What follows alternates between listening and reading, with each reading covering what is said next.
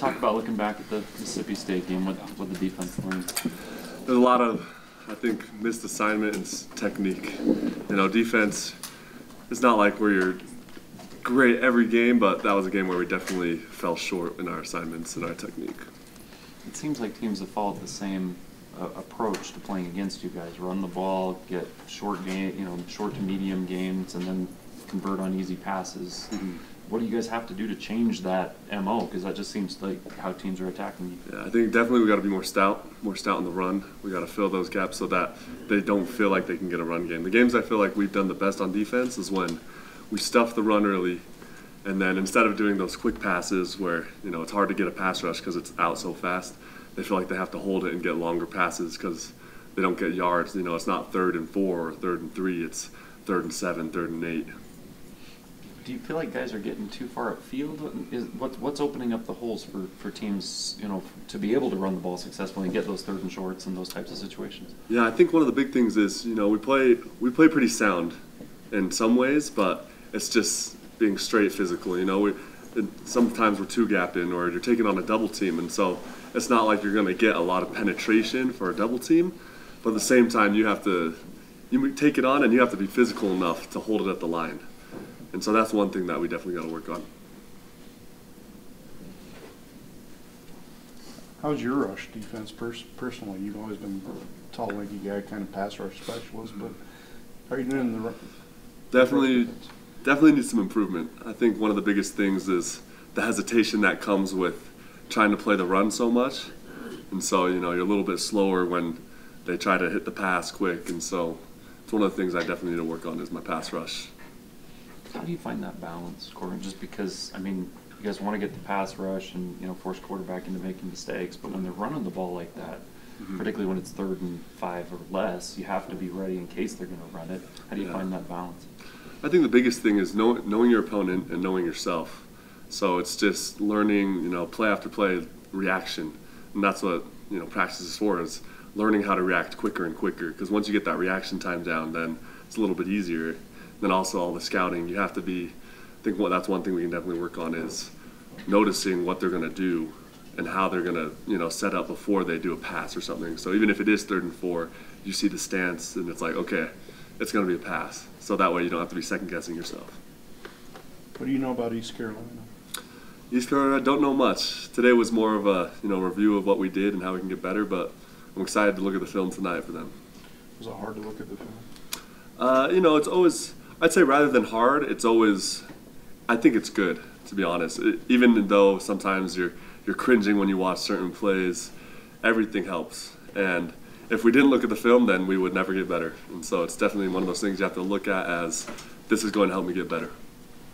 In this day and age of charter flights and all that, is the travel, is that big of a deal for you guys, another trip back east, or is it because of charters, it's not really that?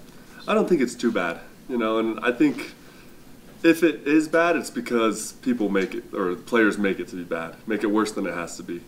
I think sometimes we like to blame that, like, the time differences and the altitude and whatnot, but really it just comes down to playing football. And so I think instead of, trying to listen to all those like outside noises, we're just playing football. On fights like that, how do you stay entertained? Entertained? Well, usually it's you try to knock out, and if not, you either watch film or, maybe you got a movie downloaded, something like that. You just do homework. There's plenty of things you can be doing. So the offense has obviously been talked about a lot because of the fact they haven't been able to put up a lot of points.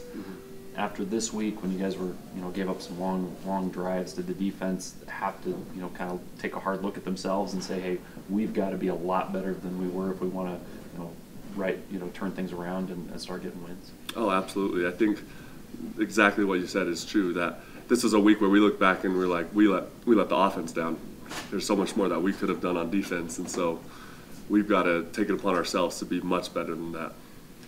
How's the optimism? You lose 6 games in a row, hasn't happened for 50 years or whatever. You guys know that. Yeah. How's the optimism as far as, okay, this week's going to be different than last week?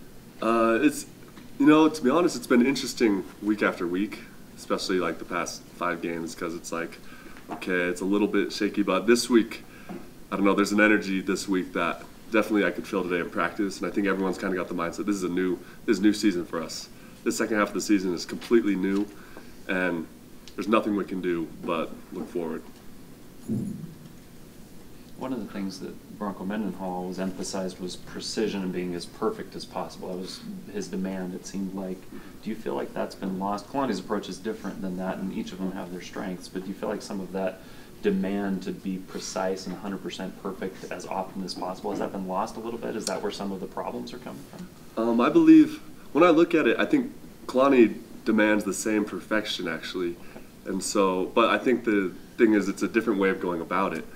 And with the players, I think it's more on the players than anything, you know, because all coaches are going to demand perfection, demand that we execute and that we're disciplined, but they all have different ways of coaching. And I think we as players have to put that on us to be more coachable, you know, to be able to take whatever coaches say and do it. And so I think that's definitely upon us. Like, if there are times where we feel less disciplined or less perfect in the way that we play our technique and stuff, that's on the players.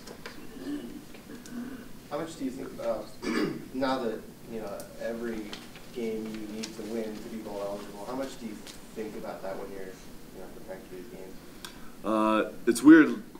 So even as you said that, I had no idea that that's what the case was.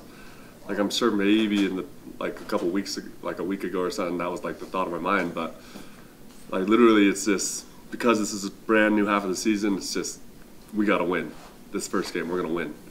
So that's the mindset.